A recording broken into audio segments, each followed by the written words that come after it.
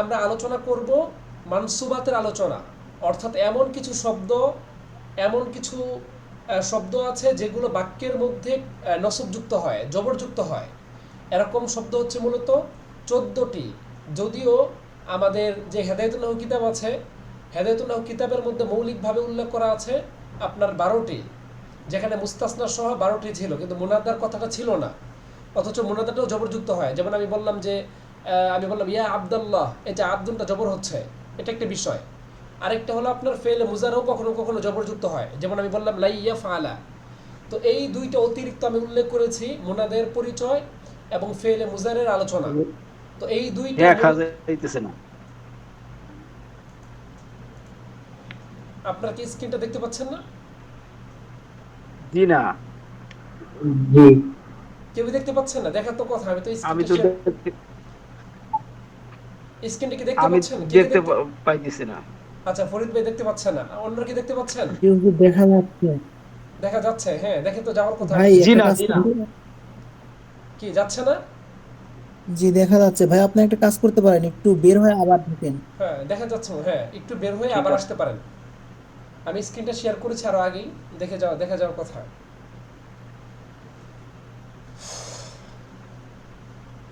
আচ্ছা, দেখেন তাহলে তো বলছিলাম যে মৌলিকভাবে আমাদের মানসুবাত মানে নসবযুক্ত হবে মূলত 14টা শব্দ।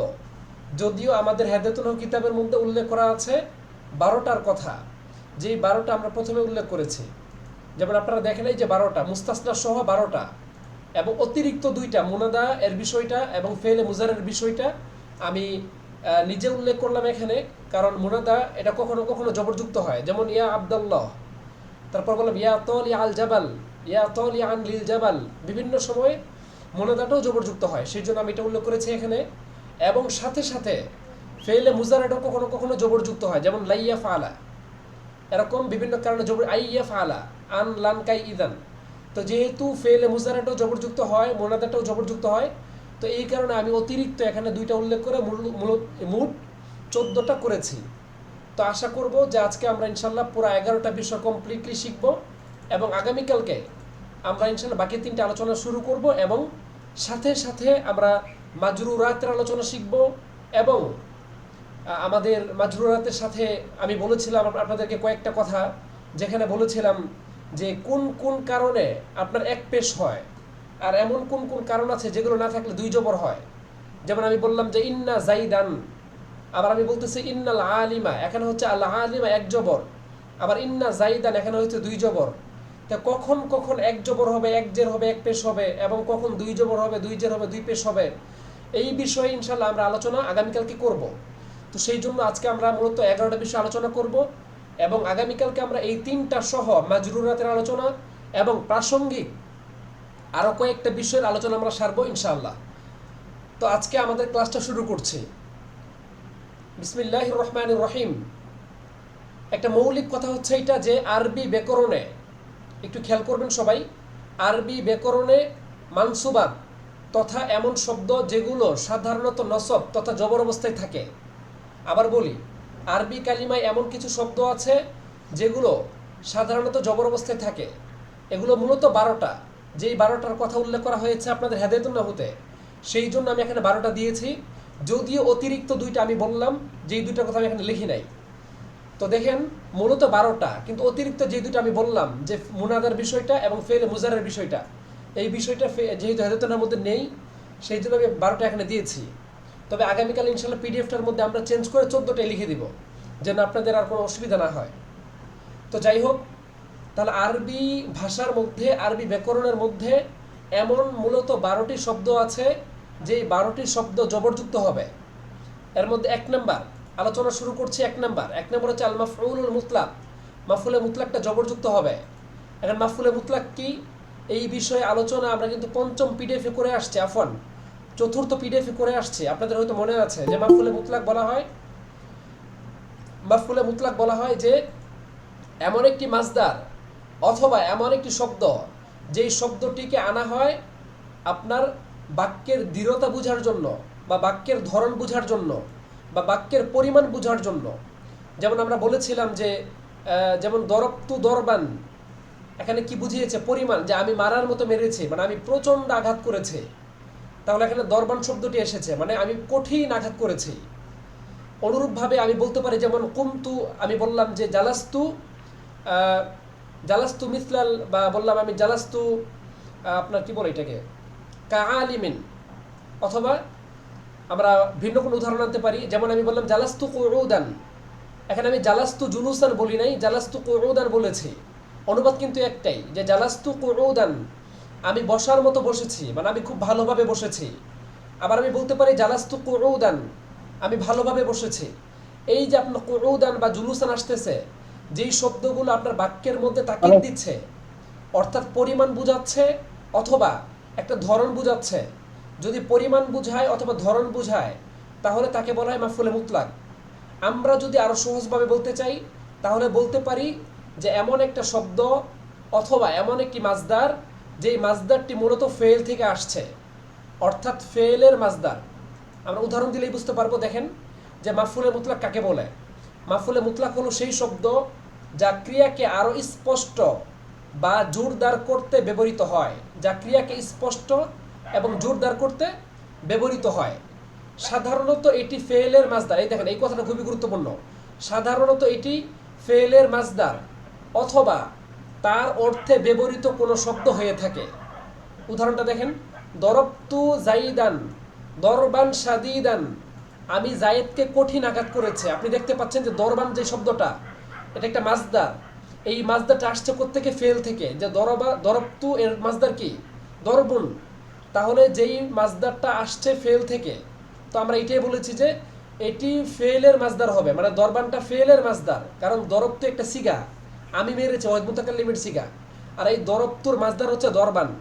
তাহলে যদি আপনি দেখেন যেই মাজদারটা ফেল থেকে এসেছে, সেই মাজদারটাই হচ্ছে মাফউলে মুতলাক। অতএব আমরা বলতে পারি যে দরবান শব্দটি মাফউলে মুতলাক হয়েছে।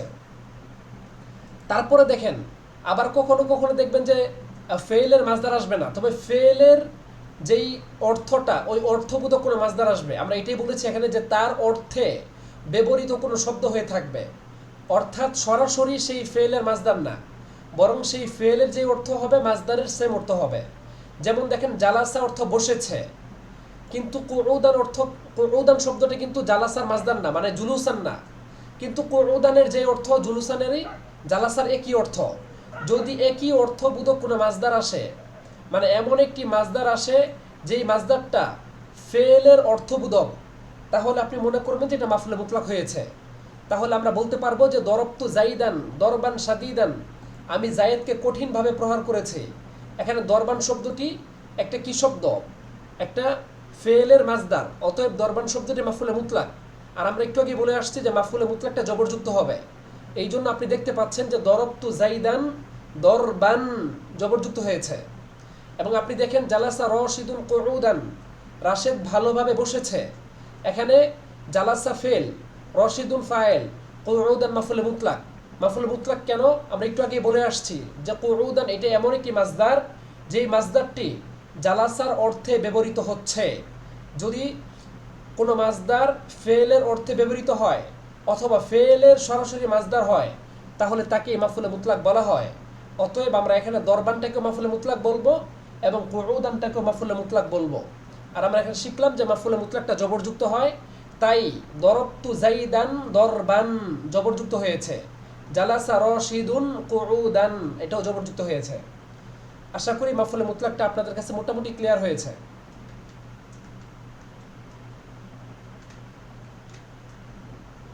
আপনারা কি বুঝতে পেরেছেন? একজন একটু জানাবেন।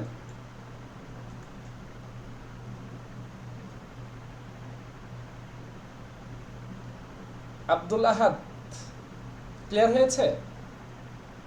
যদি কোনো মাজদার ফেল থেকে নির্গত হয় অথবা যদি সেই মাজদারটি ফেলের অর্থবোধক হয়, তাহলে সেটা হচ্ছে মাফউলে মুতলাক। ক্লিয়ার হয়েছে? একটু জানাবেন কেউ। ফরিদুজ্জামান,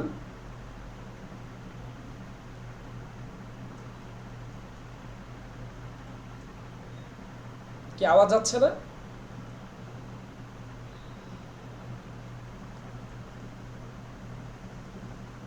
আমিনুল ইসলাম, শুনতে পাচ্ছেন?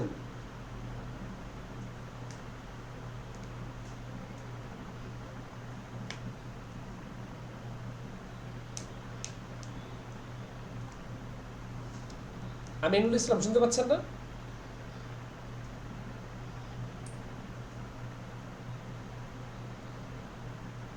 আচ্ছা ঠিক আছে তাহলে। নূর মোহাম্মদ আছো?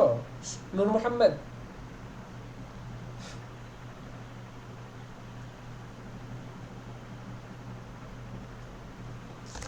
আচ্ছা ঠিক আছে তাহলে। দেখেন তারপরে 2 নম্বর আলোচনা হচ্ছে মাফুলে বিহি, অর্থাৎ মাফুলে বিহিটাও জবরযুক্ত হবে। জি মাফুলে বিহি কি? আল মাফউলু বিহি হচ্ছে যার উপর কোনো কাজ পতিত হয়, এটা আমরা আগেও শিখে আসছিলাম যে যেই কাজটা কোনো ব্যক্তির উপর পতিত হয় জি তাকে বলা ইনশাল্লাহ। হয় মাফুলে বিহি। যেমন কাতাবাত তলিবুদ দারসা, ছাত্রটি পাঠ লিখেছে। কাতাবাত তলিবু, ছাত্রটি লিখেছে আদ দারসা, পাঠ। তাহলে ছাত্রটি লিখলো কি? পাঠ লিখছে। তাহলে ছাত্রের লেখাটা পড়েছে পাঠের উপর গিয়ে, অতএব আদ দারসটা হচ্ছে মাফুলে বিহি। আমরা আরো সহজভাবে বলি, যেমন দেখেন আকালা জাইদুন, জায়েদ খেয়েছে। কি খেয়েছে? আত্তুফা হাতা, জি আপেল। জি এতক্ষণ সমস্যা ছিল, আমি আবার পুনরায় এই মাত্র ঢুকলাম, এখন দেখা যায়। দেখা যাচ্ছে এখন? জি জি। আচ্ছা আচ্ছা, এতক্ষণ যে কথা জি বললাম ওটা হুজুর কি? শোনা যাচ্ছে, কিন্তু কথাটা সঙ্গে সঙ্গে আসতেছে না, মানে 2-1 সেকেন্ড দেরিতে আসছে। ও একটু দেরি করে যাচ্ছে না? জি ভেজে ভেজে আসতেছে। ও কথাটা কি ক্লিয়ার যাচ্ছে না? জি হুজুর শোনা জি যায়, কিন্তু শুনতে দুই পাচ্ছি। এক সেকেন্ড পর পর আসে। আচ্ছা পরে যাক, জি কিন্তু জি আওয়াজটা কি দেখছি ক্লিয়ারলি পর যাচ্ছে কিনা, মানে কি আবার আটকে যাচ্ছে কথাগুলো? নেটের সমস্যা। ওয়াইফাই লাগিয়েছি, তারপরে যদি প্রবলেম করে তাহলে তো মুশকিল। আচ্ছা, মানে কথাগুলো কি একদমই বোঝা যাচ্ছে না এমন, নাকি নাকি বোঝা যাচ্ছে তবে একটু দেরি হচ্ছে? জি আচ্ছা বোঝা গেলেই হবে। নেট জগৎ তো একটু প্রবলেম হওয়াটা স্বাভাবিক। তো দেখেন 2 নম্বর, মাফুলে বিহি। মাফুলে বিহি কি? যে যার উপর কোনো কাজ পতিত হয়। যেমন আমি বললাম আকালা জাইদুন আত-তুফাহাতা, জায়েদ ফল খেয়েছে, মানে জায়েদ আপেল খেয়েছে। তাহলে জায়েদ খেলোটা কি? আকালা জাইদুন, জায়েদ খেয়েছে। কি খাইছে? আত-তুফাহাতা, আপেল। তাহলে জায়েদের খাওয়াটা পড়েছে আপেলের উপর গিয়ে, অতএব যার উপর কোনো কাজ পতিত হয় তাকে বলা হয় মাফুলে বিহি। অতএব আত-তুফা হাতে হচ্ছে মাফুলে বিহি, আর দার্সটা হচ্ছে মাফুলে বিহি। অতএব আর দার্সটা জবরযুক্ত হয়েছে এবং আত-তুফা হাতা এটাও জবরযুক্ত হয়েছে, কেননা আমরা জানি যে মাফুলে বিহিটা জবরযুক্ত হয়। আশা করি আপনাদের মাফুলে বিহিটা ক্লিয়ার হয়েছে, যে মাফুলে বিহিটা সবসময় অলওয়েজ মাফুলে বিহিটা সবসময় জবরযুক্ত হবে। যেমন কাতাবাত তালিবুদ দারসা, আকালা জাইদুন আত-তুফাহাতা। আবার দেখেন দরবা জাইদুন আমরন, জায়েদ আমরকে মেরেছে। তাহলে জায়েদের মাঠটা গিয়ে পড়ছে আমরের উপর, আর আমর হচ্ছে মাফুলে বিহি, এই জন্য আমরন জবর হয়েছে। আশা করি মাফুলে বিহিটা আপনাদের কাছে ক্লিয়ার হয়েছে। এখানে আমরা আরেকটা বিষয় বলবো যে মাফুলে বিহি চিনবো কিভাবে। এখন আপনি বলবেন যে আমরা তো বুঝলাম যে যার উপর কাজটা পতিত হয়, কিন্তু এর থেকে ভালো কোনো নিয়ম আছে কিনা? হ্যাঁ, মাফুলে বিহি কি জি করব? না, মাফু বেঁধে বেঁধে আসছে।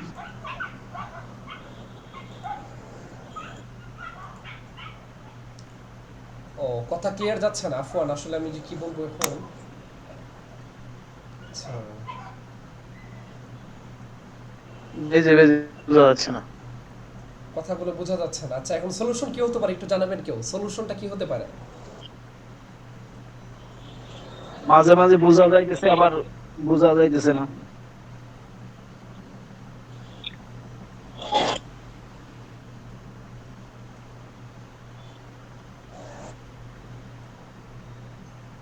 আচ্ছা আপনারা একটু হোয়াটসঅ্যাপটা চেক করবেন, হ্যাঁ একটু হোয়াটসঅ্যাপটা চেক করেন।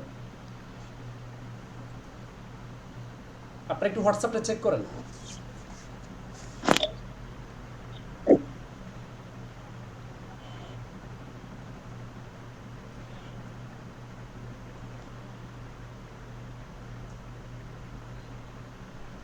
আপনারা কি হোয়াটসঅ্যাপটা চেক করেছেন? একটু পরামর্শ দিবেন সবাই, কি করা যেতে পারে এখন?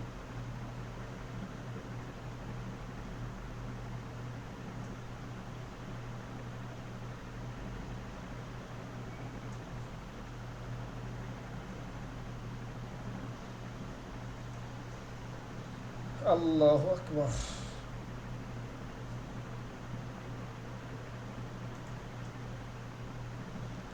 আচ্ছা আওয়াজটা ক্লিয়ার যাচ্ছে না?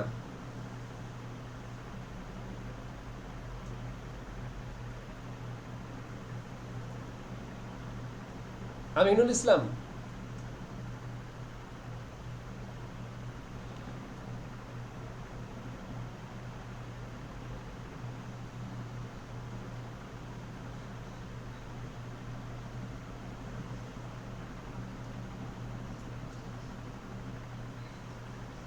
স্যার জি কিছু তো বুঝতে পারতেছি না। কি আছে? আচ্ছা আমি একটু স্টপ ছিলাম তখন। আচ্ছা কথাগুলো কি যাচ্ছেই না একদম না? আচ্ছা আমি একটু কেটে আমি আবার ঢুকতেছি, একটু ওয়েট করেন আপনারা, আমি কেটে আবার ঢুকি।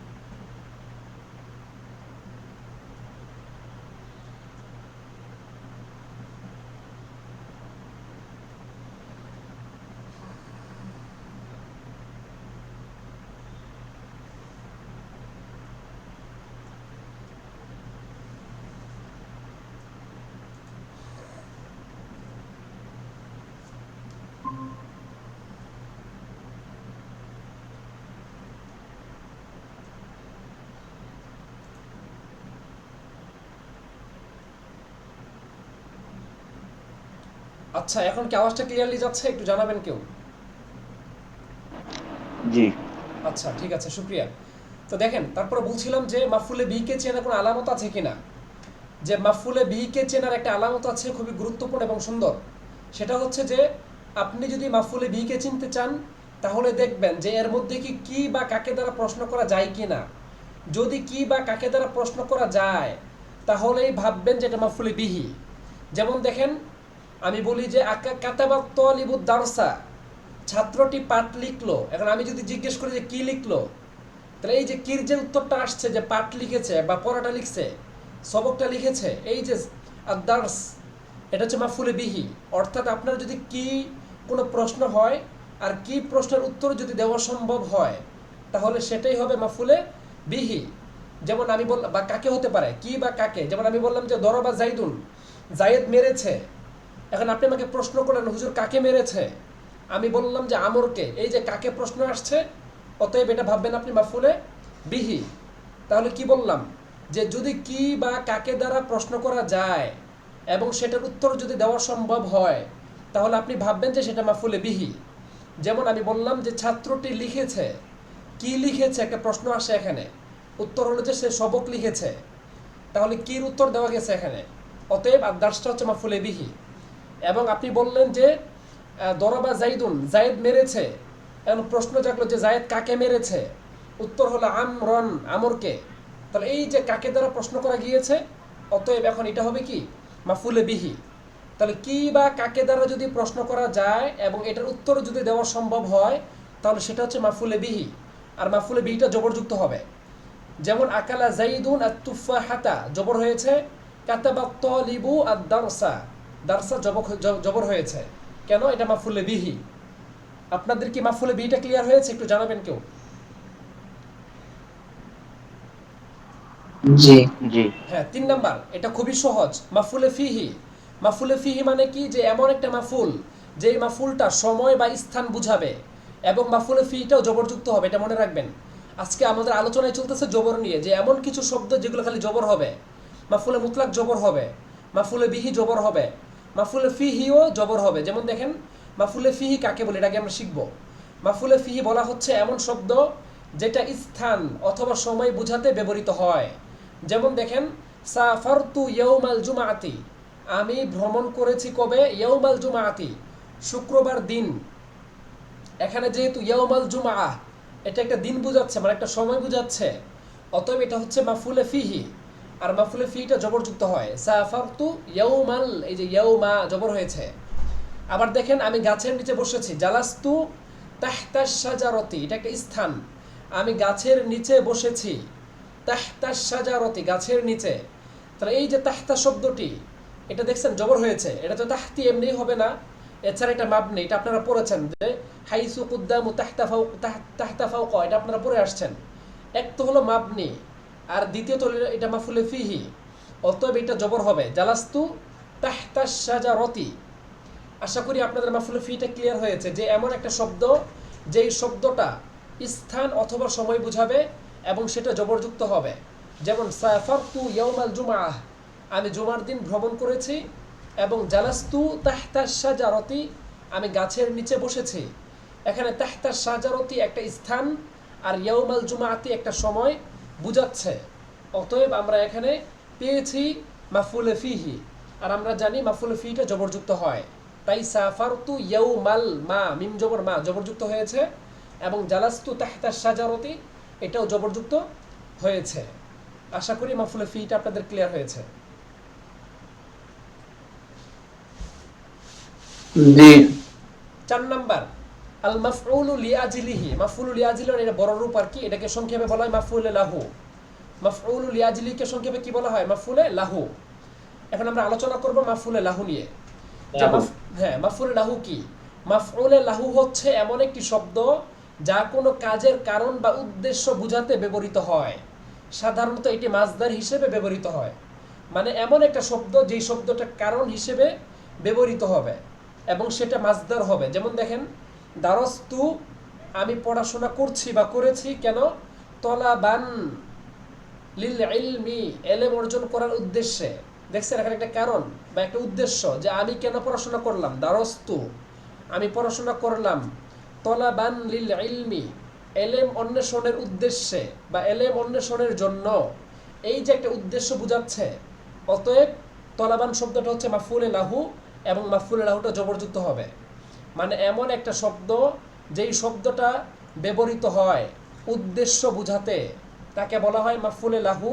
আর মাফউলে লাহুটা মাজদার। তলাবান একটা মাজদার, তলাবা ইয়াতলুবু তলাবান এটা একটা মাজদার, তলাবান একটা মাজদার, এবং এটা মাজদার হয়েছে। আর আমরা জানি যে মাফউলে লাহুটা জবরযুক্ত হয়, তাই দারস্তু তলাবান লিল ইলমি, তলাবানটা জবরযুক্ত হয়েছে। তাহলে আমরা বুঝতে পারলাম যেই শব্দটি কোনো উদ্দেশ্য বোঝাতে ব্যবহৃত হয় তাকে বলা হয় মাফউলে লাহু। আর মাফউলে লাহুটা ম্যাক্সিমাম সময় মাজদার হবে আর সেটা জবরযুক্ত হবে। তাহলে দারস্তু, আমি পড়াশোনা করেছি, কেন? তলাবান লিল ইলমি, ইলম অন্বেষণের উদ্দেশ্যে। তাহলে তলাবুন শব্দটি যেহেতু একটা মাজদার এবং সেটা উদ্দেশ্য বোঝাচ্ছে, তাই তলাবুন শব্দটি মাফউলে লাহু, আর মাফউলে লাহুটা জবরযুক্ত হয়েছে। অনুরূপভাবে নিচের উদাহরণটা দেখেন, জাহাদা জাইদুন, জায়েদ পরিশ্রম করেছে, সংগ্রাম করেছে, যুদ্ধ করেছে, জিহাদ করেছে, কেন? রগবাতান, আগ্রহ নিয়ে বা আকাঙ্ক্ষায়, আগ্রহে। কিসের আগ্রহ? ফিন নাসরি, বিজয়ের। মানে জায়েদ যুদ্ধ করেছে বিজয়ের আগ্রহে।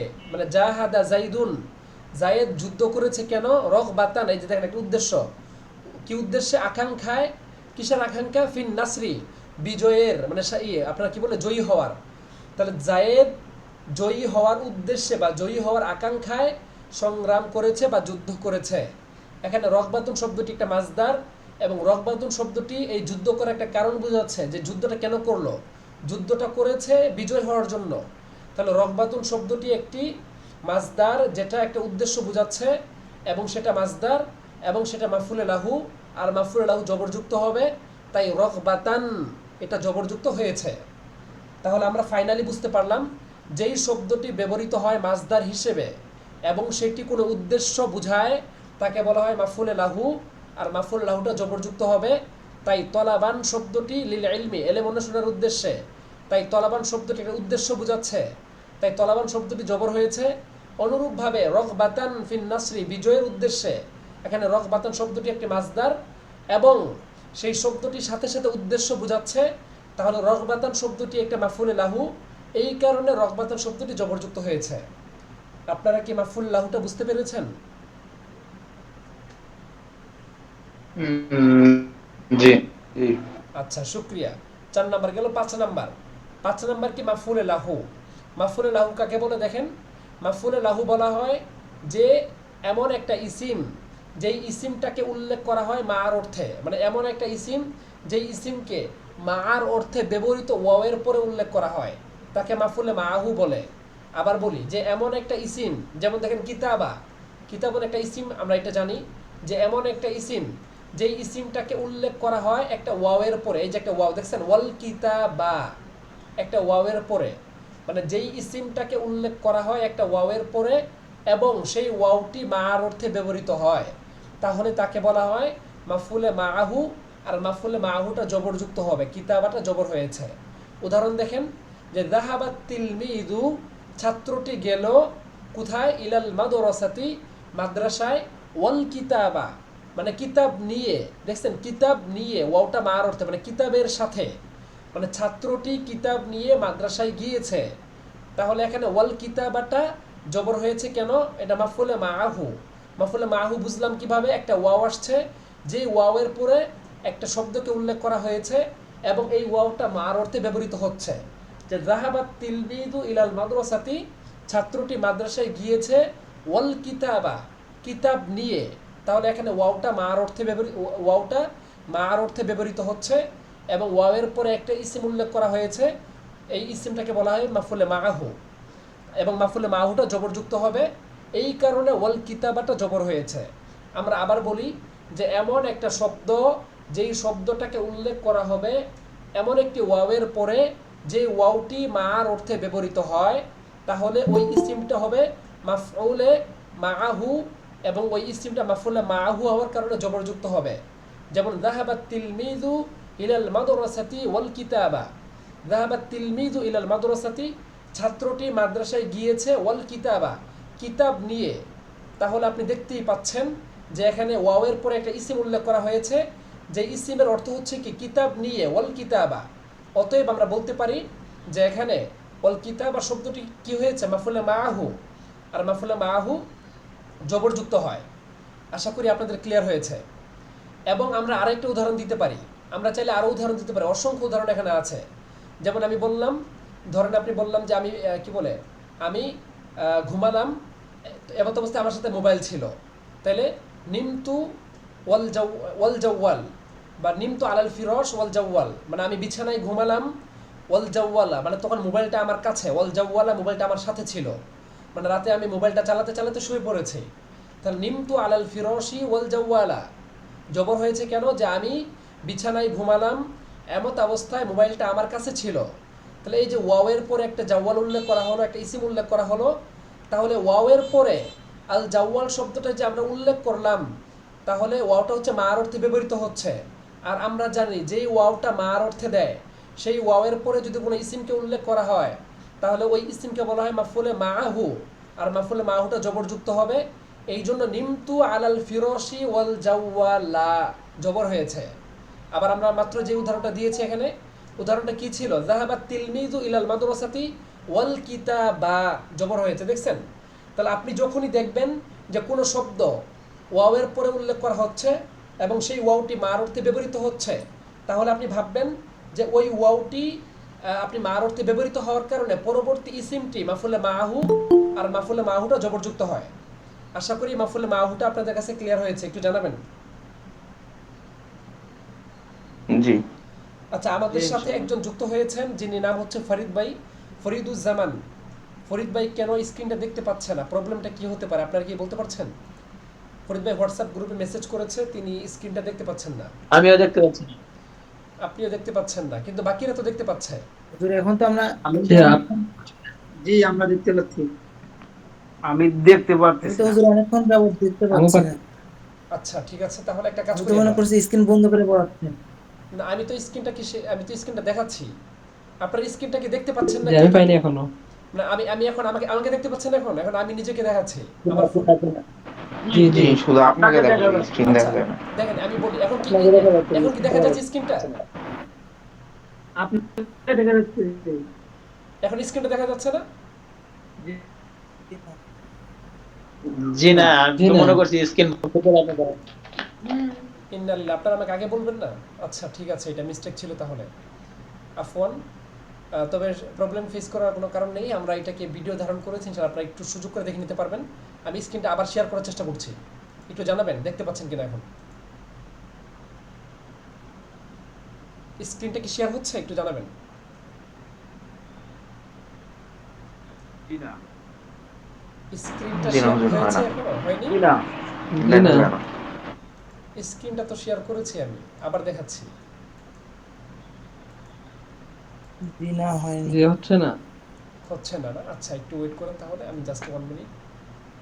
স্ক্রিনটা শেয়ার করেছি কিন্তু হয় নাই না, আচ্ছা হুম, এবার কি দেখা যাচ্ছে স্ক্রিনটা?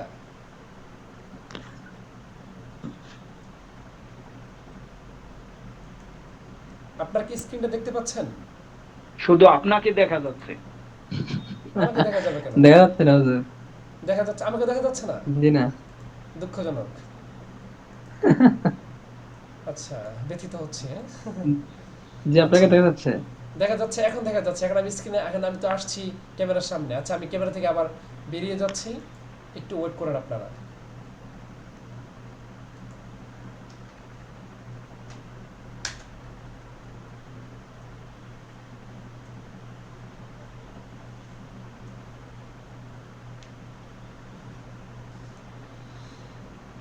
আল্লাহ, এমন এমন প্রবলেম ফেস করি যেটা আসলে কল্পনার মতো না।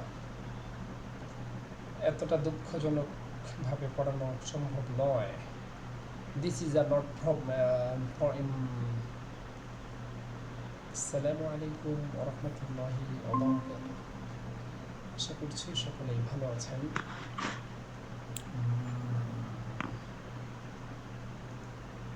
সম্ভবত এখন আপনারা স্ক্রিনটা দেখতে পারবেন। আমি আবার নতুন করে জয়েন করেছি, এখন স্ক্রিনটা কি দেখা যায় কিনা আমাকে একটু জানাবেন। হ্যাঁ, আমি স্ক্রিনটাকে শেয়ার দিচ্ছি, আমি স্ক্রিনটাকে অলরেডি শেয়ার দিয়ে ফেলেছি, একটু জানান তো, এখন একটু জানান আমাকে।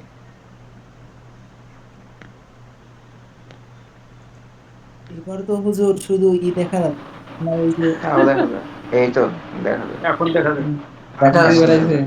দেখা যায় না? জি বেড়াইছে। কিন্তু এমন আচ্ছা আসবে কেন? হুজুর, আমি তো কতবার ধরে দিচ্ছি এইভাবে। আচ্ছা ঠিক আছে, ঠিক আছে ইনশাল্লাহ। হ্যাঁ দেখেন তাহলে, তো আমরা আলোচনা করলাম কতগুলো বিষয় নিয়ে। মাফুলে মুতলাক শেষ করেছি, মাফুলে বিহি শেষ করেছি, মাফুলে ফিহি শেষ করেছি, মাফুলে লাহু শেষ করেছি, আলোচনা চলতেছে মাফুলে মাআহু। অর্থাৎ এমন একটি শব্দ যেই শব্দটি উল্লেখ করা হবে ওয়াওয়ের পরে এবং যেই ওয়াওটি মার অর্থে ব্যবহৃত হবে। আচ্ছা এখন আমরা স্ক্রিনটাকে সরাসরি দেখিয়ে দেখিয়ে ক্লাসটা করাবো, আমাদের জন্য আরো কথাগুলো আরো বেশি সহজ হবে ইনশাল্লাহ। দেখেন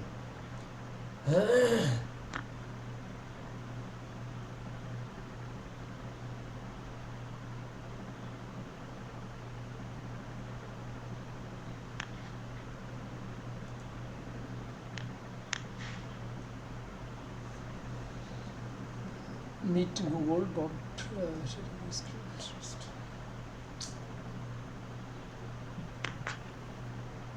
এত ডিস্টার্বিং হয়।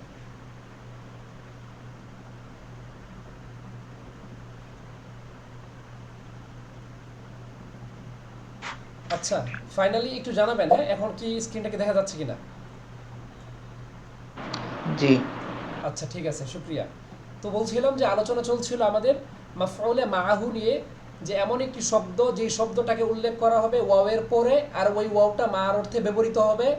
তাহলে আমরা বলতে পারবো যে যেই ওয়াওটি মার অর্থে ব্যবহৃত হয় এবং তারপরে যে ইসিমটা থাকে ওই ইসিমটাকে বলা হয় মাফউলে মাআহু। আর মাফউলে মাআহুটা সবসময় জবরযুক্ত হবে। যেমন আমি বললাম যে কি নিমতু আলাল ফিরোশি ওয়াল জাওয়ালা, যে আমি বিছানায় ঘুমিয়েছি এমত অবস্থায় মোবাইলটা আমার কাছেই ছিল। তাহলে এখানে আমরা ওয়াল জাওয়ালাটাকে জবর দিচ্ছি কেন? যে এখানে ওয়াওটা মার অর্থে ব্যবহৃত হচ্ছে। তাহলে ওয়াওটা মার অর্থে যদি হয় তাহলে মা আল জাওয়ালি এরকম আর কি, মানে মোবাইলকে নিয়ে, মানে আমি ঘুমাচ্ছি আমার সাথে মোবাইলটা আছে। আচ্ছা ঠিক আছে, তাহলে দেখেন, তাহলে মাফউলে মাআহু আমাদের শেষ হলো। তো আমি যে এতক্ষণ যে কথাগুলো বলেছি একটা প্রত্যেক, কোশ্চেন ছিল। হ্যাঁ হ্যাঁ বলেন, উম, জি প্রশ্নটা বলেন।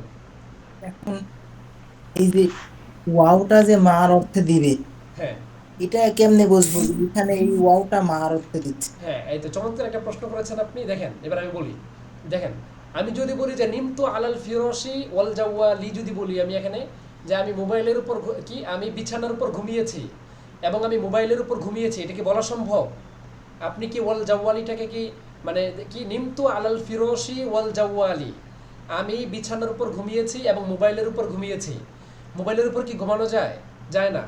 এখানে আমাদেরকে অর্থ দেখে বুঝতে হবে, এখানে আমাদেরকে অর্থ দেখে বুঝতে হবে। দেখেন দেখেন যাহাবাত তিলমিজু ইলাল মাদ্রাসাতি, ছাত্রটি মাদ্রাসায় গিয়েছে, এখানে কি আমরা কি এটা বলতে পারবো যে ওয়াল কিতাবি, ছাত্রটি মাদ্রাসায় গিয়েছে এবং কিতাবের কাছে গিয়েছে? এটা তো সম্ভব না।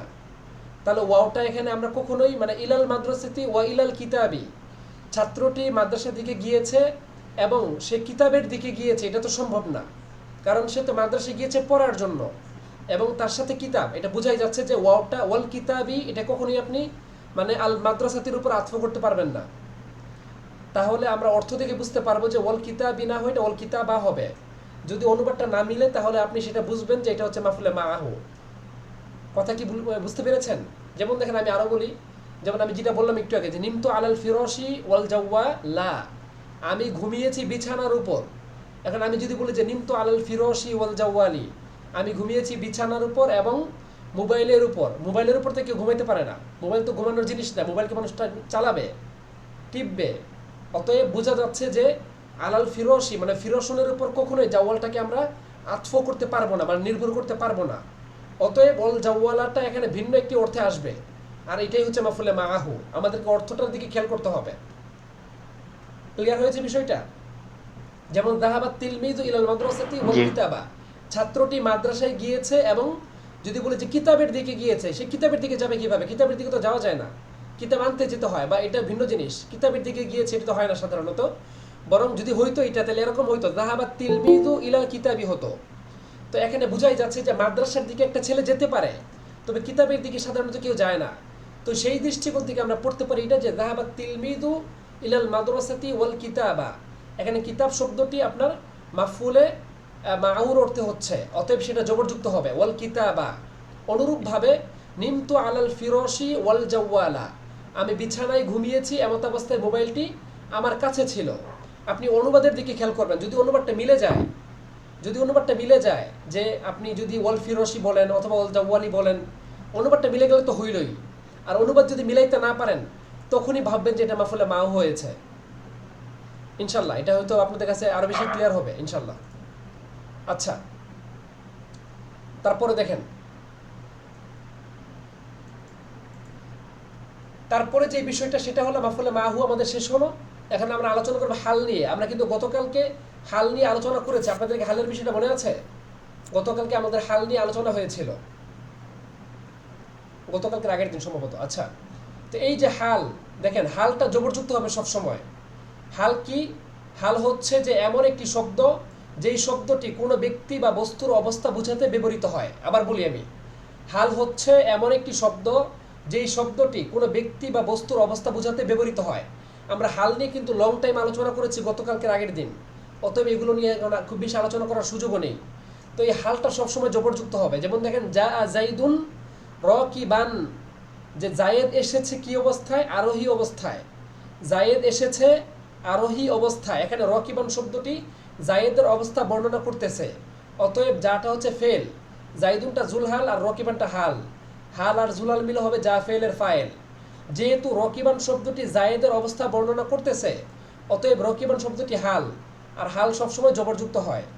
এই জন্য যা জাইদুন রকিবান এটা জবর হয়েছে। জায়েদ আরোহী হয়ে এসেছে, অতএব যেহেতু রকিবান শব্দটি জায়েদের অবস্থা বোঝাচ্ছে, তাই রকিবান শব্দটি আপনার হাল, আর হালটা জবরযুক্ত হবে, তাই রকিবান শব্দটি জবরযুক্ত হয়েছে। অনুরূপভাবে দাখলা তলিবু মাসরুরন, ছাত্রটি প্রবেশ করেছে আনন্দিত অবস্থায়। তাহলে মাসরুরন শব্দটি তলিবনের একটা অবস্থা বর্ণনা করতেছে, যে ছাত্রটি যে ঘরে প্রবেশ করলো কিভাবে? মাসরুরন, এমত অবস্থায় সে আনন্দিত ছিল। তাহলে যেই শব্দটি আপনার একটা অবস্থা বুঝাবে তাকে বলা হয় হাল। যেহেতু মাসরুরন শব্দটি হাল হয়েছে, অতএব এই জন্য সেটা জবরযুক্ত হবে। কেন? আমরা জানি যে হাল হচ্ছে এমন একটি শব্দ যেটা কোনো ব্যক্তি বা বস্তুর অবস্থা বোঝায় এবং সেটা জবরযুক্ত হয়। তাহলে আমরা বলতে পারবো যে মাসরুরন শব্দটি যেহেতু তলিবুনের অবস্থা বোঝাচ্ছে, তাই মাসরুরন শব্দটি হাল, আর হাল জবরযুক্ত হবে, তাই মাসরুরন শব্দটি জবরযুক্ত হয়েছে। হালটা মনে হয় ক্লিয়ার হয়েছে।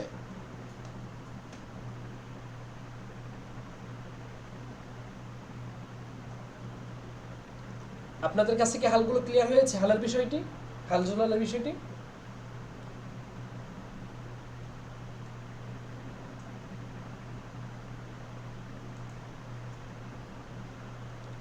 শুনতে পাচ্ছেন সবাই? কথাগুলো কি যাচ্ছে? জি। জি আচ্ছা দেখো, তারপরে তমিজ, 7 নম্বর হচ্ছে তমিজ নিয়ে আলোচনা হবে। তমিজ কি, এটা আমরা গতকালকে বলেছি যে তমিজ হচ্ছে এমন একটি শব্দ যা কোনো জি তমিজ জি এমন একটি শব্দ, জি মাশাআল্লাহ, আচ্ছা একসাথে এতগুলো রিপ্লাই আসতেছে এখন, আচ্ছা। তমিজ হচ্ছে এমন একটি শব্দ যেই শব্দটি যেই শব্দ মানে যা কোনো শব্দ বা বাক্য থেকে অস্পষ্টতা দূর করে, মানে যেই শব্দটা কোনো শব্দ বা বাক্য থেকে অস্পষ্টতা দূর করে তাকে বলা হয় তামিজ। যেমন আমি বললাম যে ইশতারাইতু ইশরিনা কিতাবান, আমি যদি বলতাম যে ইশতারাইতু ইশরিনা, আমি 20টি কিনেছি, তো 20টি কি কিনলাম, এটা একটা প্রশ্ন থেকে যায়, একটা অস্পষ্টতা থেকে যায়। পরে বললাম যে কিতাবান, আমি 20টি বই কিনেছি। এখানে কিতাবান শব্দটি ইশরিনা মানে 20-এর থেকে একটা সন্দেহকে দূর করে দিচ্ছে। যেহেতু কিতাবান শব্দটি সন্দেহকে দূর করছে, তাই কিতাবান শব্দটিকে বলা হয় তামিজ, আর ইশরিনাকে বলা হয় মুমাইয়াজ, কারণ যার থেকে সন্দেহ দূর করা হয় তাকে বলা হয় মুমাইয়াজ, আর যেই শব্দটি সন্দেহ দূর করে তাকে বলা হয় তামিজ। অতএব আমরা বলতে পারি যে ইশতারাইতু ফেল ফাইল, ইশরিনা মুমাইয়াজ, কিতাবান তামিজ, মুমাইয়াজ তামিজ মিলে মাফুলে বিহি। তাহলে কি বললাম যে আর তামিজটা সবসময় জবরযুক্ত হয়, এই জন্য কিতাবানটা জবর হয়েছে। ইশতারাইতু আমি কিনলাম, ইশরিনা কিতাবান 20টি কিতাব, আমি 20টি কিতাব কিনলাম। এখানে যেহেতু ইশরিনা কিতাবান, কিতাবান শব্দটি ইশরিনা থেকে সন্দেহকে দূর করেছে, অতএব কিতাবানটা হচ্ছে তামিজ আর ইশরিনটা হচ্ছে মুমাইয়াজ। তাহলে তামিজ সবসময় কি হয়, জবরযুক্ত হয়, এই জন্য কিতাবান জবর হয়েছে। অনুরূপভাবে আপনি দেখেন ইমতালা আল ইনাউ মা আন, ইমতালা মানে পরিপূর্ণ হওয়া, আল ইনাউ মানে পাত্রটি, পাত্রটি পরিপূর্ণ হয়েছে। এখন একটা সন্দেহ থেকে যে পাত্রটি পরিপূর্ণ হয়েছে কিসের মাধ্যমে, কিসের মাধ্যমে, গমের মাধ্যমে নাকি চাউলের মাধ্যমে নাকি ডাউলের মাধ্যমে নাকি পানির মাধ্যমে। তো এই যে মা আন মানে পানি, এই মা আন শব্দটি এসে এই ইনা মানে পাত্রটা যে পরিপূর্ণ হলো কিভাবে হলো, এখানে ইনাউন থেকে একটা সন্দেহকে দূর করেছে। অতএব আমরা বলতে পারি যে আল ইনাউ শব্দটা হচ্ছে মুমাইয়াজ, আফন আল ইনাউ শব্দটা হচ্ছে মুমাইয়াজ, ঠিক আছে, মা আন শব্দটা তামিজ। মুমাইয়াজ এবং তামিজ মিলে হবে ইমতালা ফেলের ফাইল, ফেল ফাইল মিলে জুমলায় ফেলে খবরিয়া। আর আমরা জানি যে তামিজটা সবসময় জবরযুক্ত হয়, যেহেতু মাউন শব্দটি ইনা থেকে সন্দেহ দূর করছে, তাহলে আল ইনাউটা হচ্ছে মুমাইয়াজ, মা আনটা হচ্ছে তামিজ, আর তামিজটা সবসময় জবরযুক্ত হয়, তাই মা আন শব্দটি জবরযুক্ত হয়েছে। আশা করি আপনারা বুঝতে পেরেছেন। আমি আবারও বলি যে তমিজ বলা হয় এমন একটি শব্দ যা কোনো বাক্য থেকে অস্পষ্ট থেকে দূর করে দেয় বা কোনো শব্দ থেকে অস্পষ্ট থেকে দূর করে দেয়।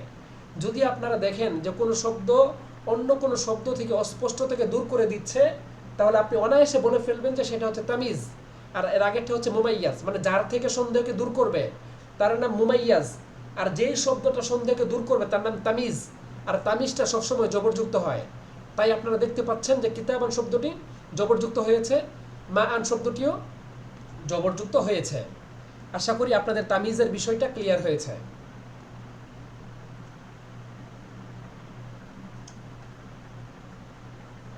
আট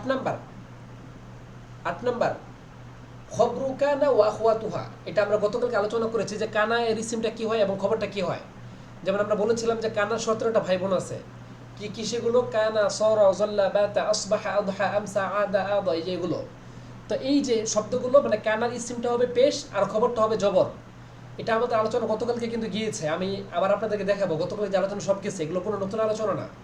আজকে আমরা যে আলোচনাগুলো করতেছি সবগুলো আলোচনা বিগত দিনগুলোতে গিয়েছে, একটা শব্দ এখানে নতুন নেই, সবগুলো পুরাতন শব্দ, পুরাতন কথা। তারপর আবারও বলতেছি যেন আপনাদের জন্য মানে ইজি হয়ে যায় এবং ইজেরার মতো হয়ে যায়। তো কানার খবরটা সবসময় জবরযুক্ত হবে। যেমন দেখেন কানার রজুলু কারিমান, এখানে কানা এসে তার ইসিমকে পেশ দিয়েছে, কারিমানটাকে জবর দিয়েছে, তাহলে কানার রজুলু কারিমান। তো কথা সহজ যে কানা এবং তার ভাই বোন যেগুলো আছে কানা সর জল্লা বাতা, এগুলোর ইসিমটা হবে পেশ, খবরটা হবে জবর, এই জন্য কানার রজুলু কারিমান, এই যে জবর হয়েছে। আশা করি এটাও ক্লিয়ার হয়েছে। পরে 9 নম্বর হচ্ছে ইসমু ইন্না ওয়া আখওয়াতু। আপনারা জানেন যে ইন্না আন্না কান্না লাকিন্না লাইতালা আল্লাহ, এই আমলগুলো কি করে যে এই শব্দগুলো ইসিমকে জবর দেয় আর খবরকে পেশ দেয়। তো আমরা এখানে এটাই লিখেছি যে ইসমু ইন্না ওয়া আখওয়াতুহা, মানে ইন্নার ইসিম এবং ইন্নার সঙ্গীদের যে শব্দগুলো থাকবে সেগুলোর ইসিম সবসময় জবর হবে। যেমন দেখেন ইন্নাল্লাহা গফুরুন, দেখছেন ইসিমটা পেশ জবর হয়েছে, ইন্নাল্লাহা, এই যে জবর, গফুরটা পেশ। অনুরূপভাবে আপনারা জানেন যে ইন্নাল্লাহা আলা কুল্লি শাইইন কদির। তো এরকমভাবে আপনি যখনই দেখবেন যে ইন্নাটা কোনো ইসিমের শুরুতে আসছে, তখন দেখবেন যে ইসিমটা জবরযুক্ত হবে এবং খবরটা পেশ হবে। আশা করি বিষয়টা ক্লিয়ার হয়েছে। 9 নম্বর গেল। 10 নম্বর, এগুলো খুবই সহজ আলোচনা, এগুলো আমাদেরকে বিগত দিনগুলোতে করানো হয়েছে, এই জন্য আমি আর খুব বেশি লং করতেছি না। 10 নম্বর, মা এবং লা আল মুশাব্বাহাতানি বিলাইসা, যে মা এবং লা যেটা লাইসার মতো আমল করে, ওই যেটা লাইসার মতো আমল করে সেটার খবরও কি হবে, পেশ হবে। যেমন দেখেন আমরা এখানে দিয়েছি, জবর হবে।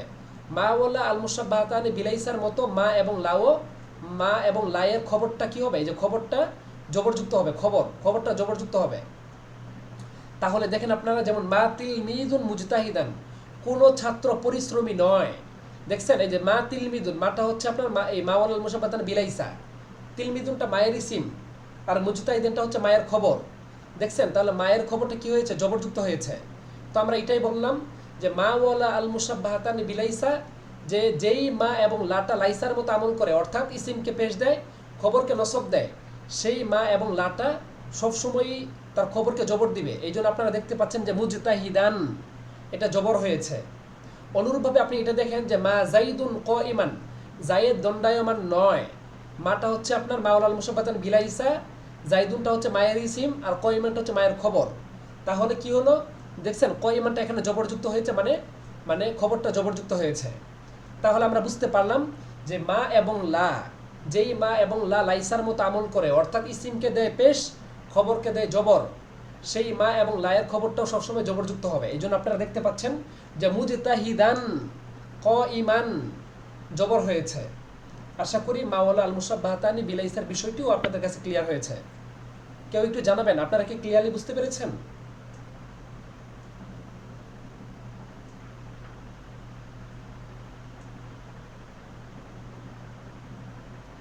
আপনারা কি বুঝতে পেরেছেন কথাগুলো কি যাচ্ছে? জি। আচ্ছা, ঠিক আছে। সর্বশেষ আলোচনা আজকের, যে লায়ানোফি জিনসের ইসিম এর পরিচয়। যে লায়ানোফি জিনসের ইসিম কি আমরা সবাই জানি যে লায়ানোফি জিনস। আচ্ছা, ঠিক আছে।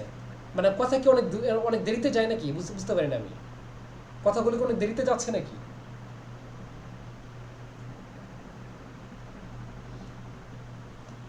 আচ্ছা, ঠিক আছে, আর কথা বাড়িয়ে লাভ নেই। দেখেন, লায়ানোফি জিনসের ইসিমের পরিচয়, যে লায়ানোফি জিনসের ইসিমটাও জবর হবে। আর আপনার তো লায়ানোফি জিনসের বিষয়টা আমরা বিস্তারিত পরে আসছি বিগত দিনগুলোতে, মানে 4টা প্রকার আছে এখানে লায়ানোফি জিনসের, যেটা আপনারা জানেন। তো আপনারা জেনেছেন অনেক কিছুই, এখন আমরা মৌলিক কথাটা বলবো এখানে, যে লায়ানোফি জিনসের ইসিমটাও জবরযুক্ত হবে। যেমন দেখেন, লা তলিবা, এটা জবরযুক্ত হবে, লা তলিবা ইলমিন খাইবুন, কোনো তালেবে ইলমই আপনার ব্যর্থ নয়। ইলমিটা জের হয়েছে কেন, মুজাফিলাই হওয়ার কারণে। এটা আমরা কালকে বলবো ইনশাল্লাহ। কালকে মাজরুরাতের আলোচনা আসবে, যেখানে আমরা আপনার কোন কোন শব্দে জের যুক্ত হবে সেটাও আমরা বলবো। অতএব আজকে এই ইলমিনটাকে জের দেখে খুব বেশি একটা ভয় পাওয়ার কারণ নাই, যে ইলমিনটা জের হচ্ছে কেন, এটা তো হুজুর বলতেছে না। কালকে আমরা জেরের বিষয়টা আলোচনা করব। আজকে শুধু জবরটা দেখেন, লা তলিবা ইলমিন খাইবুন, এখানে তলিবু ইলমিন মুজাফিলাই মিলে হয়েছে লায়ের ইসিম, আর খাইবুনটা হচ্ছে লায়ের খবর। তাহলে কি বলেছি আমরা, যে লায়ানোফি জিনসের ইসিমটা কি হবে, জবরযুক্ত হবে। এই যে লায়ানোফি জিনসের ইসিমটা জবরযুক্ত হবে। যেমন দেখেন, লা তলিবা, এটা জবর দেবেন আপনারা, লা তলিবা ইলমিন খাইবুন, তাহলে ইসিমটা হয়েছে জবর আর খবরটা হয়েছে পেশ, খাইবুনটা পেশ হয়েছে। অনুরূপভাবে আপনারা আরো উদাহরণ দিতে পারবেন। যেমন আমি বললাম যে ঘরের মধ্যে কোনো ব্যক্তি নাই, লা রজুলা ফিদ্দারি, দেখছেন লা রজুলা, এখানেও জবর হয়েছে। আপনি এরকম বলতে পারেন যে কোনো মেয়ে মাদ্রাসায় নেই, তারপর কি বললেন আপনি, লা বিনতা বা লাম রাআতা ফিল মাদ্রাসা, যে মাদ্রাসায় কোনো মহিলা নেই বা মাদ্রাসায় কোনো মেয়ে নেই। তাহলে এই যে শব্দগুলো আপনি বলতেছেন যে লায়ানোফি জিনসের ইসিমটা জবরযুক্ত হবে, এটাকে মাথায় রাখবেন সবসময়, যে লায়ানোফি জিনসের ইসিমটা জবরযুক্ত হবে। যেমন লা তলিবা ইলমিন খাইবুন, যেমন লা রজুলা ফিদ্দার। আশা করি লায়ানোফি জিনসের বিষয়টিও আপনাদের কাছে ক্লিয়ার হয়েছে। ইলমিন এই এই মিনের নিচে যে জের দিছে না, এই জেরটা কেমন আসলো? ওই ইলমিনের নিচে যেটা যে আসলো, জি জি। ইলমিনের নিচে যেটা আসছে কয়েকটা কারণে, এর মধ্যে 1 নম্বর কারণ হচ্ছে এটা যে মুজাফিলাই হয়েছে। মুজাফিলাইটা কিভাবে হলো আমরা বুঝলাম কিভাবে, এটা ইনশাআল্লাহ আমরা কালকে আলোচনা করব যে মুজাফিলাইটা কেমনে হইলো। তারপরও আজকে বলে রাখি, যেহেতু আপনাদের আগ্রহ ভালো আলহামদুলিল্লাহ। এটা হচ্ছে আপনার যে যদি আপনি দেখেন যে নাকেরার পরে কোনো নাকেরা শব্দ আসে এবং যেই নাকেরাটা মুস্তাক না গায়রে মুস্তাক, এখন আবার মুস্তাক কি গায়রে মুস্তাক কি সেটা একটু বলি। মুস্তাক হচ্ছে ইসমে ফাইলকে মুস্তাক বলা হয়। ইসমে ফাইল, ইসমে মাফুল, ইসমে জরফ, ইসমে আলা, ইসমে তাফজিল, এটা আপনারা জানেন। ওই শব্দগুলোকে বলা হয় আপনার মুস্তাক। আর ইলমুনটা তো ইসমে ফাইলও না, ইসমে মাফুলও না, ইসমে জরফও না, ইসমে আলাও না, ইসমে তাফজিলও না, কিছুই না। অতএব ইলমুন শব্দটা হচ্ছে মুস্তাক না গায়রে মুস্তাক। ইলমুন শব্দটা কি মুস্তাক নাকি গায়রে মুস্তাক? গায়রে মুশতাক। গায়রে মুস্তাক। আর এখন কায়দা মনে রাখেন যে নাকেরার পরে যদি নাকেরায় গায়রে মুস্তাক হয় তাহলে মুজাফ মুজাফিলের তারকিব হবে। প্রথমটা মুজাফ, দ্বিতীয়টা মুজাফিলাই। আমি আবার বলি, নাকেরা তলিবুনটা নাকেরা, ইলমুনটাও নাকেরা, তবে ইলমুনটা গায়রে মুস্তাক। তো নাকেরার কায়দাটা শুনুন আবার। নাকেরার পরে যদি নাকেরায়ে গায়রে মুস্তাক আসে, আবার বলি, নাকেরার পরে যদি নাকেরায়ে গায়রে মুস্তাক আসে তাহলে সেটা মুজাফ মুজাফিলাইহির তারকিব হবে। আমরা বলবো তলিবুনটা মুজাফ, ইলমিনটা মুজাফিলাই। আর মুজাফিলাইটা সারা জীবন জের যুক্ত হবে, মুজাফিলাইটা সবসময় জের হবে। এই জন্য লা তলিবা ইলমিন, ইলমিনটা জের হয়েছে মুজাফিলাইহি হওয়ার কারণে, আর তলিবাটা জবর হয়েছে কেন? লায়ের ইসিম হওয়ার কারণে। আপনি মনে রাখবেন যে লায়ের আমলটা হবে মূলত তলিবার মধ্যে। আবার আপনি লা তলিবা ইলমান ওই শেষে গিয়ে জবর দিবেন না, কারণ আমি বললাম যে লায়ের আমলটা হবে প্রথম শব্দের মধ্যে, তলিবুনের মধ্যে। আর মুজাফিলাই হওয়ার কারণে ইলমিনটা জের যুক্ত হয়েছে। তাহলে একটু আমার দিকে আবার খেয়াল করবেন আপনারা, একটু খেয়াল করবেন। নাকেরা পর নাকেরা হলে হয় না, মৌসুস সিফাত হবে না? হ্যাঁ হ্যাঁ, এই যে আমি এটা বলবো এখন। দেখেন, নাকেরার পরে যদি নাকেরায়ে মুস্তাক আসে তাইলে হবে মৌসুফ সিফত। যেমন আমি বলি, যেমন দেখেন আপনি, আমি যদি বলি যে রজুলুন আলিমুন, রজুলুন আলিমুন, এটা হবে মৌসুফ সিফত। কেন? রজুলুন একটা নাকেরা, আবার আলিমুনটাও নাকেরা। তবে নাকেরার পরে আলিমুনটা কিন্তু ইসমে ফাইল, ঠিক না? আলিমুনটা কিন্তু ইসমে ফাইল। আর ইসমে ফাইলটা কি বলছিলাম একটু আগে? মুস্তাক। নাকেরার পরে যদি নাকেরায়ে মুস্তাক আসে তাইলে হবে মৌসুফ সিফতের তারকিব। তাহলে রজুলুন আলিমুনের মধ্যে আমরা বলবো রজুলুনটা মাউসুফ, আলিমুনটা সিফাত। কেন? আলিমুনটা হচ্ছে আপনার মুস্তাক। কিন্তু নাকেরার পরে যদি নাকেরায়ে গায়রে মুস্তাক আসে, মুস্তাক না কিন্তু গায়রে মুস্তাক আসে, তাহলে সেটা হবে মুজাফ মুজাফিলের তারকিব। যেমন দেখেন গুলামু জাইদি, আফওয়ান, যেমন দেখেন গুলামু রজুলিন, একজন ব্যক্তির গুলাম। গুলামু রজুলিন, দেখছেন গোলামুনটাও নাকেরা, রজুলুনটাও নাকেরা, কিন্তু এটাতে মৌসুফ সিফত না, এটা হচ্ছে মুজাফ মুজাফিলাই। কেন? কারণ গুলামু রজুলিন, এই রজুলুন শব্দটা নাকেরা ঠিক আছে, কিন্তু এটা তো মুস্তাক না, এটা গায়রে মুস্তাক। তাহলে আবার বলি আমি যে নাকেরার পরে যদি নাকেরায়ে মুস্তাক আসে তাহলে হবে মৌসুফ সিফত। যেমন রজুলুন আলিমুন। কিন্তু নাকেরার পরে যদি নাকেরায়ে গায়রে মুস্তাক আসে তাইলে হবে মুজাফ মুজাফিলাই। যেমন গুলামু রজুলিন, বাবু বাইতিন। আপনারা কি বুঝতে পেরেছেন বিষয়টা? নাকেরার পরে নাকেরায়ে মুস্তাক আসলে মাউসুফ সিফতের তারকিব, আর নাকেরার পরে নাকেরায়ে গায়রে মুস্তাক আসলে মুজাফ মুজাফিলাইহির তারকিব হবে। বিষয়টা কি ক্লিয়ার হয়েছে? একটু জানাবেন। জি ক্লিয়ার। শুকরিয়া। জি। ইনশাআল্লাহ আমাদের জি। এই যে বিষয়গুলো বললাম, এরকম তারকিবের অসংখ্য নিয়ম আমি আপনাদেরকে বলবো, যে কোন সময় মুজাফ মুজাফিলাই হবে, কোন সময় মাউসুফ সিফত হবে, কোন সময় হালজুলাল হবে, কোন সময় আপনার মুক্তাদা খবর হবে। এরকম অসংখ্য নিয়ম আমার কাছে আছে, যেগুলো আমি পিডিএফে লিখি নাই, কিন্তু সেগুলো আমি জানাবো আপনাদেরকে ওই যে ইজরা করানোর সময়। আর মাত্র 3 দিন পরে আমাদের ইজরাটা শুরু হতে যাচ্ছে। আগামীকালকে আমরা মাজরুরাত পড়ব এবং তারপরের দিন আমরা ইনশাআল্লাহ 16 প্রকার নিয়ে একটু আলোচনা করব। তারপরে ইনশাআল্লাহ আমাদের 1-2 দিন আবার আমরা রিভাইজ দেব নাহুটা। তারপরে ইনশাআল্লাহ আমরা সরাসরি ইজরাতে চলে যাব ইনশাআল্লাহ। সেখানে আপনারা অনেক কিছু জানতে পারবেন। আমি বলেছি আপনাদেরকে যে ইজরাতে গেলে আপনারা অনেক কিছুই নতুন করে শিখতে পারবেন, যেটা আপনারা বিগত দিনগুলোতে হয়তো শুনেছেন বা শুনলেও ভালো করে শোনা হয়নি। তো যাই হোক, এখন আমরা একটা বিষয় বলবো, সেটা হচ্ছে যে আজকে যে পড়াগুলো পড়ালাম এই সবগুলো পড়া মুখস্থ করে ফেলতে হবে একদম পানির মতো করে। আমি আপনাদেরকে বলেছি না যে মাবনি 15 প্রকার, একদম বলে ফেলতে হবে। মাবনি 15 প্রকার মনে আছে? এগুলো মাবনি 15 প্রকার মনে আছে?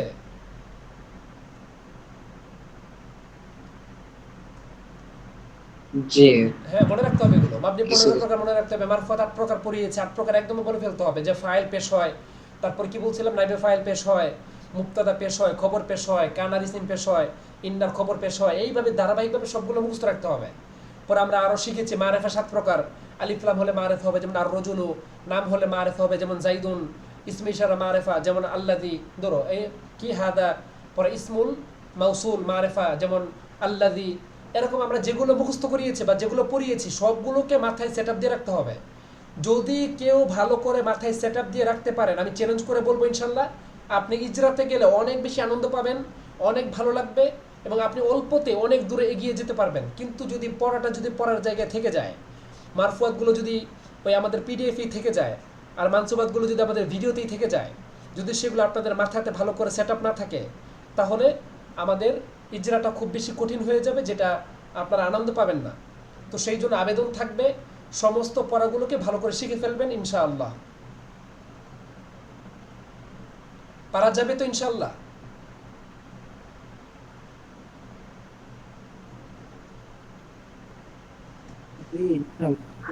ঠিক আছে, ইনশাআল্লাহ, জি, সকলেই ভালো থাকবেন। ইনশাআল্লাহ। সকলেই ভালো থাকবেন। আজকের মতো ক্লাস এখানেই শেষ করছি। এবং কারো কোনো প্রশ্ন আছে কিনা একটু জানাবেন। যদি প্রশ্ন থাকে তাহলে আমি নতুন লিঙ্ক পাঠাবো। আমাদের স্ক্রিনটা হয়তো দেখতে পাচ্ছেন যে ডিসমিস এক্সটেন্ড কল শেষ হয়ে যাচ্ছে। যদি প্রশ্ন থেকে নতুন করে একটা লিঙ্ক পাঠাবো। প্রশ্ন কি আছে কারো?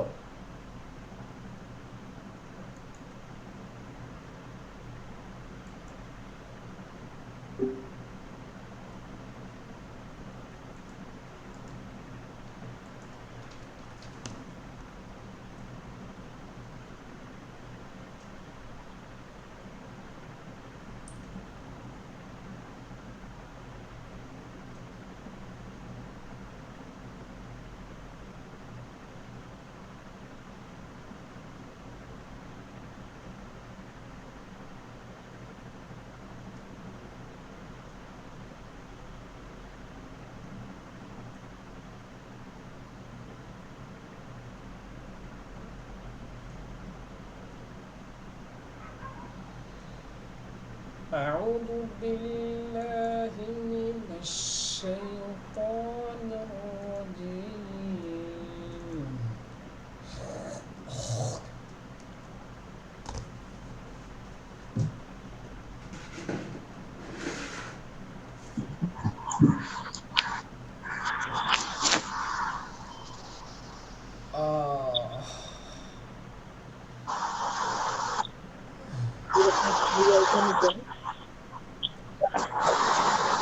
মানে আমি বলি ওয়াইফাই দুই শহর অঞ্চলে যেগুলো যায় না, এটা হলো দেশের লাইন থাকে না, যেমন সাব লাইন, মানে এক লাইন দিয়ে যায় যে যেমন খাইতে পারে, এরকম। একটা লাইন থেকে মনে করেন যে মানে আপনি ছোট অনুদিকে একটা, যেটা মনে করেন যে আপনি এই যে কথায় আচ্ছা, কারো প্রশ্ন আছে কিনা একটু জানাবেন। কারো কোনো প্রশ্ন আছে কিনা? একটা মানে অনেক দিদি। কারো কি প্রশ্ন আছে কোনো?